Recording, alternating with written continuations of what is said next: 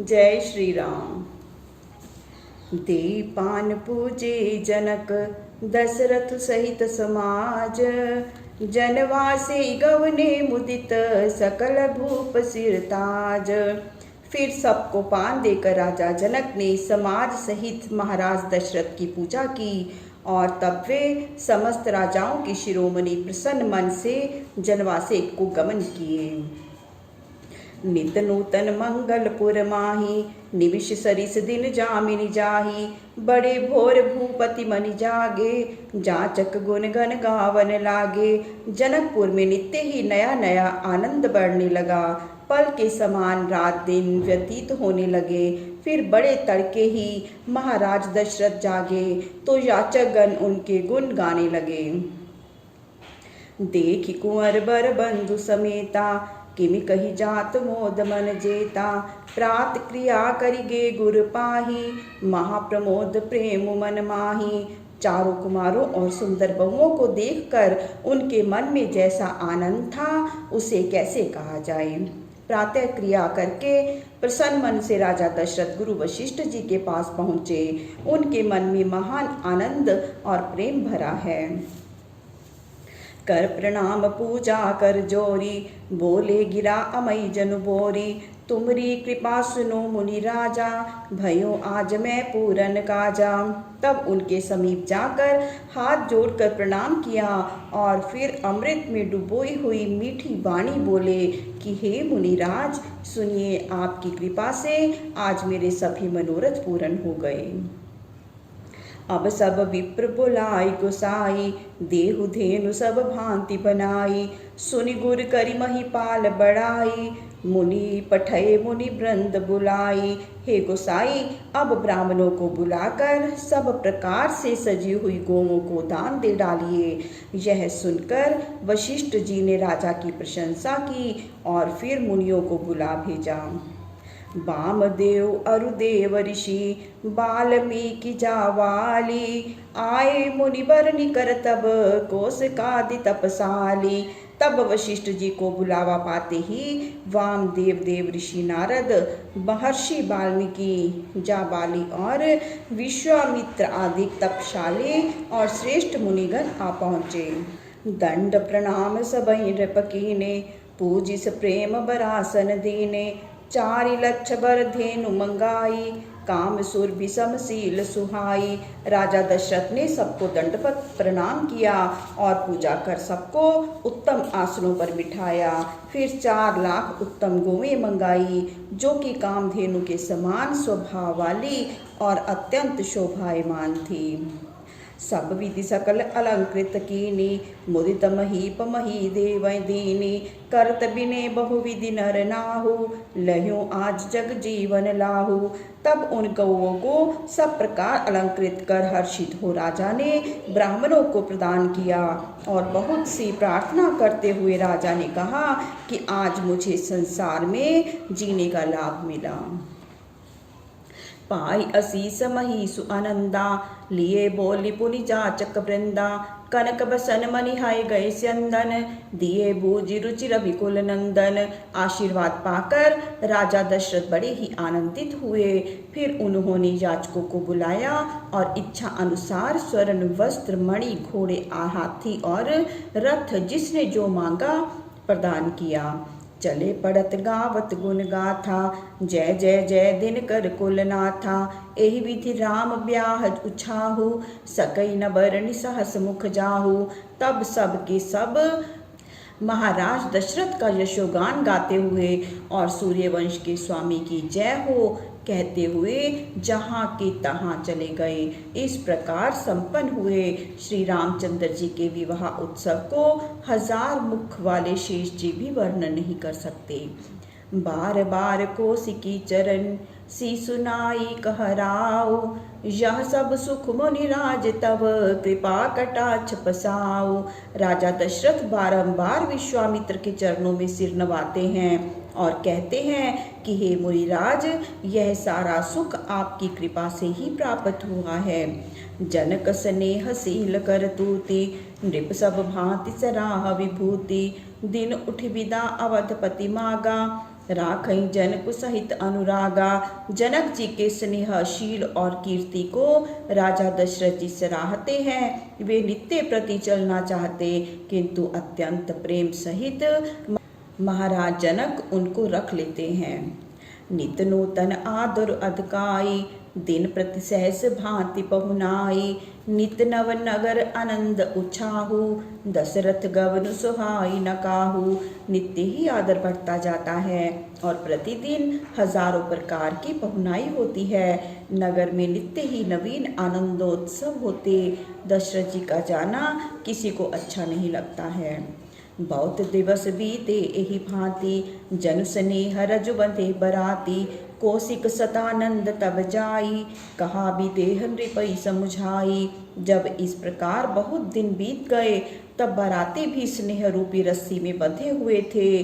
तब विश्वामित्र और शतानंद जी जनक जी के पास जाकर सब प्रकार से समझाकर बोले, अब दशरथ कह आए सुदेहु, जद पिछाड़ी ना सकू स्नेहु। भले ही नाथ कहीं सचिव बोलाए, कही जाए जीव शीस तिन नाए। अब महाराज दशरथ को जाने की आज्ञा दीजिए, यद्यपि आप उनके प्रति स्नेह को छोड़ नहीं सकते। तब बहुत अच्छा है नाथ, ऐसा कहकर उन्होंने अपने मंत्रियों को बुलाया, तो वे आकर जय जीव कहते हुए सिर नवाए। अवधनाथ चाहत चलन, भीतर करहु जनाऊ। भय प्रेम बस सचिव सुनी, विप्र सभा सदराऊ। तब राजा जनक ने कहा कि हे मुनिवर, महाराज दशरथ जी अब जाना चाहते हैं, रनिवास में खबर कीजिए। यह सुनकर मंत्रियों सहित सभासद प्रेम के वश हो गए। पुरभासी सुनि चलई बराता, बूझत विकल परस्पर बाता। सत्य गवन सुनि सब बिलखाने, मन हो सांझ सर सिज सकुचाने। बारात को विदा होते देख पुरवासी व्याकुल होकर एक दूसरे से पूछने लगे कि क्या सत्य ही बारात की विदाई है, जाना सत्य है। ये सुनकर लोग वैसे ही दुखी हो गए जैसे संध्या समय में कमल सकुचा जाते हैं। जह जह आवत बसे बराती, तह तह सिद्ध चला बहु भांति। विविध भांति मेवा पकवाना, भोजन साजु न जाई बखाना। तब आते समय मार्ग में जहाँ जहाँ बारातियों को वास करना पड़ा था, वहाँ वहाँ के लिए अनेक प्रकार का सीधा सामान, भांति भांति का मेवा और पकवान चल पड़ा, जो वर्णनातीत है। भरी भरी बसें अपार कहारा, पठई जनक अनेक सुसारा। तुरग लाख रथ सहस पचीसा, सकल संवारे नख अरुसीसा। वह अपार सामग्री अगणित बैलों और कहारों पर लाद कर राजा जनक ने भेजी। साथ ही जनक जी ने सुंदर पलंग भी भेजे। फिर 1 लाख घोड़े और 25,000 रथ सबको सिर से पैर तक सजाकर भेजा। मत सहस 10 सिंदूर साजे, जिन्हीं देख दिस कुंजर लाजे। कनक बसन मणि भरी भरी जाना, महिषी धेनु वस्तु विधि नाना। साथ ही 10,000 मत वाले हाथी सजाए, जिन्हें देखकर दिग्गज भी लज्जित होते हैं, तथा स्वर्ण मणि और वस्त्रादि से गाड़ियों को भरकर एवं गाय भैंस तथा अनेक पदार्थ भी दिए। दाइज अमित न सकई कही, दीन विदेह बहोरी। जो अवलोकत लोकपति, लोक संपदा थोरी। इस प्रकार महाराज जनक ने इतना अपार दहेज दिया, जो कहा नहीं जा सकता। उसे देखकर लोकपति भी अपने लोगों की संपत्ति को थोड़ी गिनने लगे। सब समाज इहि भांति बनाई, जनक अवधपुर दीन पठाई। चल ही बरात सुनत सब रानी, विकल मीन गण जनु लघु पानी। इस प्रकार समस्त समाज को ठीक कर राजा जनक ने अयोध्यापुरी को भेज दिया। बारात की विदाई सुनकर रानियां ऐसे ही व्याकुल हो गई, जैसे थोड़े पानी में मछलियां व्याकुल हो जाती हैं। पुनि पुनि सिए गोद कर लेही, देई असीस सिखावनु देही। होए हु संतत पियहि प्यारी, चिरु अही बात असीस हमारी। वे बारंबार सीता जी को गोद में लेती और आशीर्वाद देकर शिक्षा देती हुई कहती कि तुम्हारा सुहाग अचल हो और अपने प्रियतम को सर्वदा ही तुम प्रिय रहो। सास ससुर गुर सेवा करी हूँ, पति रुख लखी आय अनुसरी हूँ, अति स्नेह बस सखी सयानी, नारी धर्म सिखावई मृतुबानी। सास ससुर और गुरु की सेवा करती हुई पति के रुख को देखकर उनकी आज्ञा का पालन करना। इस प्रकार चतुर सखियां अत्यंत स्नेह युक्त वाणी में सीता जी को स्त्री धर्म सिखाने लगी। सादर सकल कुंवरी समुझाई, रानी बार बार उरलाई, बहुरी बहुरी भेटई महतारी, कहीं बिरंची रची कतनारी। इस प्रकार सबने आदर पूर्वक सीता जी को समझाया और रानियों ने बारंबार हृदय से लगाया। माता फिर भेंट दी और कहती कि ब्रह्मा ने स्त्री को क्यों बनाया। तेई अवसर भाई सहित राम भानुकुल केतु, चले जनक मंदिर मुदित विदा करावन हेतु। उसी समय भानुकुल के केतु रूप श्री रामचंद्र जी अपने भाइयों सहित प्रसन्न मन से विदाई के लिए राजा जनक के महल रणिवास की ओर चले। चारियों भाई सुभाय सुहाए, नगर नारी नर देखन धाये, कोई कह चलन चाहत है आजू, कीन विदेह विदा कर साजू। तब उन स्वाभाविक सुंदर चारों भाइयों को देखने के लिए नगर के स्त्री पुरुष आ गए। कोई कहता कि आज ही चले जाएंगे, विदेह राज ने सब तैयारी कर दी है। ले नयन भरी रूप निहारी, प्रिय पाहुने भूप सुतचारी, को जाने की सुकृत सयानी, नयन अतिथि की विधि आनी। नेत्र भर कर इनके स्वरूप को देख लो, क्योंकि राजा के चारों पुत्र प्यारे पाहुने हैं। हे सखी, कौन जानता है कि किस पुण्य प्रताप से ब्रह्मा ने इन्हें लाकर हमारे नेत्रों का अतिथि किया है। मरणशील जिमि पाव पीयूषा, सुर तरु लहे जन्म कर भूखा, पाव किनार की हरिपदु जैसे, इनकर दर्शन हम कहूँ तैसे। नहीं तो इनका दर्शन हम लोगों को वैसे ही दुर्लभ है जैसे मरणशील को अमृत, दरिद्र को कल्प वृक्ष और नार के मनुष्य को भगवान का परम पद दुर्लभ होता है। निरखी राम शोभा और धर हूँ, निज मन फनि मूर्ति मनि कर हूँ, एहि विधि सब ही नयन फलु देता, गए कुंवर सब राज निकेता। श्री रामचंद्र जी की शोभा को देखकर उसे वैसे ही अपने हृदय में रख लो जैसे सर्प मणि को रख लेता है। इस प्रकार नेत्रों का फल देते हुए सब राजकुमार निवास में जा पहुँचे। रूप सिंधु सब बंधु लखी, हर्षि उठार निवासु, करई निछावर आरती, महामुदित मन सासु। तब इन रूप के समुद्र चारों भाइयों को देखकर सारा रनिवास हर्षित हो उठा और सास रानी सुनैना प्रसन्न मन से उनकी आरती करके न्योछावर कर देने लगी। देखी राम छवि अति अनुरागी, प्रेम विवश पुनि पुनि पद लागी, रही न लाज प्रीति और छाई, सहज स्नेह वर्णि की मिजाई। इस प्रकार श्री रामचंद्र जी की शोभा को देखकर अत्यंत प्रेम के वशीभूत हो वे बार बार चरणों पर गिरने लगी। वह स्वाभाविक स्नेह कैसे वर्णन हो। उस समय लज्जा रहित प्रीति हृदय में आ गई थी। भाई सहित उपटी अनुवाए, छरस असन अति हेतु जेवाए, बोले राम सुअवसरु जानी, सेल स्नेह सकुचमय बानी। फिर वह सब भाइयों को उपटन लगा, स्नान कराकर बड़े प्रेम से षटरस भोजन कराया। तब अच्छा समय जानकर श्री रामचंद्र जी सकुचाकर शील स्नेह युक्त मीठी वाणी में बोले, राव अवधपुर चहत सिधाए, विदा होन हम यहाँ पठाए, मात मुदित मन आय सुदेहु, बालक जान कर बनित नेहु। राजा अवधपुर को जाना चाहते हैं, विदाई के लिए हमको भेजा है। हे माता जी, प्रसन्न मन से आज्ञा दीजिए और अपना बालक जानकर सर्वदा प्रेम बनाए रखिएगा। सुनत वचन बिलख्यो रनिवासु, बोली न सकहि प्रेम बस सासु। हृदय लगाई कुंवरी सब लीनी, पतहि सौंपी बिनती अति कीनी। यह सुनते ही रनिवास दुखी हो गया। सुनैना जी प्रेम से कुछ बोल न सकी। उन्होंने सब राजकुमारों को हृदय से लगाकर उन्हें उनके पतियों को विनय पूर्वक सौंप दिया।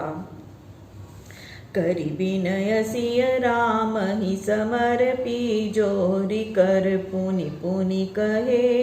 बलि जाऊ तात सुजान, तुम कहु विदित गति सबकी आहे। परिवार पुरजन मोहि, राजहि प्राण प्रिय सिय जानिबी।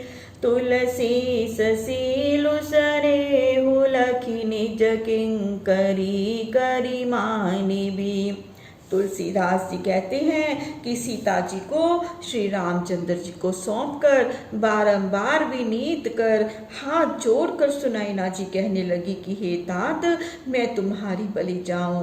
तुम चतुर हो, सबके मन की गति को जानते हो। इस कुटुंब तथा पुरवासियों सहित मुझे और राजा को यह सीता प्राणों से भी अधिक प्रिय है। सो तुम इसके सुंदर शील और प्रेम को देख अपनी दासी के समान मानना।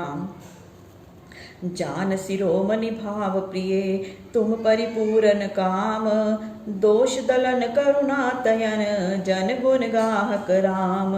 तुम सर्वदा ही परिपूर्ण काम और भाव प्रिय ज्ञानियों में शिरोमणि हो। हे राम, तुम भक्तों के गुणग्राहक और उनके दोषों को नष्ट करने वाले और करुणा के धाम हो। अस कही रही चरण गहिरानी, प्रेम पंक जनु गिरा समानी। सुनि स्नेह सानी बरबानी, बहुविधि राम सासु सनमानी। ऐसा कहकर रानी सुनैना उनके पांव को पकड़कर ऐसे चुप हो रही मानो प्रेम पंक में वाणी लुप्त हो गई हो। तब उस स्नेह युक्त श्रेष्ठ वाणी को सुनकर राम जी ने बहुत प्रकार से सासू का सम्मान किया। राम बिदामागत कर जोरी, कीन प्रणाम बहोरी बहोरी। पाई शीस बहुरी सिरुनाई, भाई सहित चले रघुराई। फिर श्री रामचंद्र जी ने हाथ जोड़कर विदा मांगी और बारंबार प्रणाम किया। तब आशीर्वाद पाकर और सिर झुकाकर श्री रामचंद्र जी भाइयों सहित चल पड़े। मंजु मधुर मूरति उरानी, भई स्नेह शीतल सब रानी। पुनि धीरज धरि कुंवरी हकारी, बार बार भेटई महतारी। तब उनकी सुंदर मूर्ति को हृदय में लाकर सब रानियां स्नेह से शिथिल हो गई। फिर धैर्य धारण कर कुमारियों को बुलाकर माताएं बारंबार भेंटने लगी। पहुँचा वहीं फिर मिलई बहोरी, बड़ी परस्पर प्रीति न थोरी। पुनि पुनि मिलत सखई बिलगाई, बाल बाल बचती मिधेनु लवाई। इस प्रकार पहुँचाती और मिलती प्रीति बहुत बढ़ गई। तब इस प्रकार के बारंबार मिलाप से वैसा ही प्रकट हो रहा था मानो कोई नवीन ब्याही को अपने बछड़े से अलग हो रही हो। प्रेम विवश नर नारी सब, सखई सहित रनिवासु। मानहु कीन विदेहपुर, करुणा बिरहि निवासु। इस प्रकार सखियों सहित सारा रनिवास प्रेम के वशीभूत हो गया मानो करुणा और विरह ने जनकपुर में निवास कर लिया हो। सुख सारिका जानकी जाए, कनक पिंजरहि राखी पढ़ाए। व्याकुल कहीं कहा बैदेही, सुनि धीरज परिहई न केही। सीता जी ने तो तोता और मैना सोने के पिंजरों में रख कर पाला और पढ़ाया था। वे व्याकुल होकर कहने लगे कि हे सीता कहाँ है? उसे सुनकर जो धैर्य न छोड़े ऐसा कौन है? भय विकल खग मृग ही भांति, मनुज दशा कैसे कही जाती। बंधु समेत जनक तब आए, प्रेम उमगी ओलोचन जल छाए।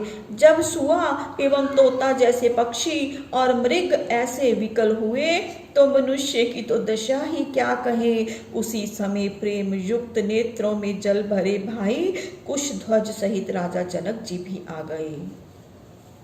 सिए बिलो की धीरता भागी, रहे कहावत परम विरागी। लीन राव उरलाई जान की, मिटी महामर जाद ज्ञान की। यद्यपि वे बड़े विरागी थे, किंतु सीता जी को देखते ही उनका धैर्य टूट गया, उनके ज्ञान की मर्यादा लुप्त हो गई और उन्होंने सीता जी को हृदय से लगा लिया। समझावत सब सचिव सयाने, केन विचार न अवसर जाने। बारही बार सुता उरलाई, सजी सुंदर पालकी मंगाई। सब बुद्धिमान मंत्री उन्हें समझाने लगे, तब सुअवसर जानकर उन्होंने धैर्य धारण किया और पुत्री को बारंबार हृदय से लगाकर सजी हुई पालकी मंगाई। प्रेम विवश परिवार सब, जानि सुलगन नरेश। कुंवरी चढ़ाई पालकी, सुमरे सिद्धि गणेश। समस्त स्त्री पुरुष प्रेम के विशेष वश हो गए। तब सुंदर लगन जानकर राजा ने राजकुमारी को पालकी में चढ़ाकर सिद्धि सहित गणेश जी का स्मरण किया। बहुविधि भूप सुता समुझाई, नारी धर्म कुल रीति सिखाई। दासी दास दिए बहु तेरे, सुचि सेवक जे प्रिय सिय केरे। बहुत प्रकार से राजा जनक ने पुत्री को समझाकर स्त्री धर्म और कुल की रीतियां सिखाई तथा सीता जी के प्रिय जितने भी पवित्र सेवक और दासियां थी सबको साथ कर दिया। सिए चलत व्याकुल पुरवासी, होई सगुन शुभ मंगल राशि। भूषल सचिव समेत समाजा, संग चले पहुँचावन राजा। सीता जी के चलते ही नगर के रहने वाले लोग व्याकुल हो गए और मंगलों की राशि शुभ शकुन होने लगे। तब ब्राह्मणों और मंत्रियों के समाज सहित राजा जनक उन्हें पहुँचाने चले। समय बिलो की बाजने बाजे, रथ गज बाजी बराते ही साजे। दशरथ विप्र बोली सब लीने, दान मान परिपूरन कीने।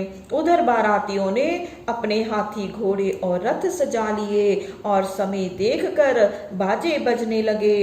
राजा दशरथ ने समस्त ब्राह्मणों को बुलाकर दान मान से संतुष्ट किया। चरण सरोज धूरि धरि सीसा, मुदित महीपति पाई असीसा। सुमरि गजानन कीन पयाना, मंगल मूल सगुन भय नाना। फिर राजा ने उनके चरणों की धूलि सिर पर चढ़ाकर प्रसन्न मन से आशीर्वाद लिया और गणेश जी का स्मरण कर प्रस्थान किया तो नाना प्रकार के मंगलों के मूल शकुन होने लगे। सुर प्रसोन बरसई हर्षि, करई अप्सरा गान। चले अवधपति अवधपुर, मुदित बजाई निशान। तब देवताओं ने प्रसन्न होकर फूल बरसाया और अप्सराओं ने गीत गाया। इस प्रकार से अवध नरेश राजा दशरथ जी डंका बजाते हुए अयोध्यापुरी को चले। जय श्री राम। प्रभु श्री राम सबका मंगल करें, सबका कल्याण करें, सबको सुख और सबको स्वास्थ्य प्रदान करें। जय श्री राम।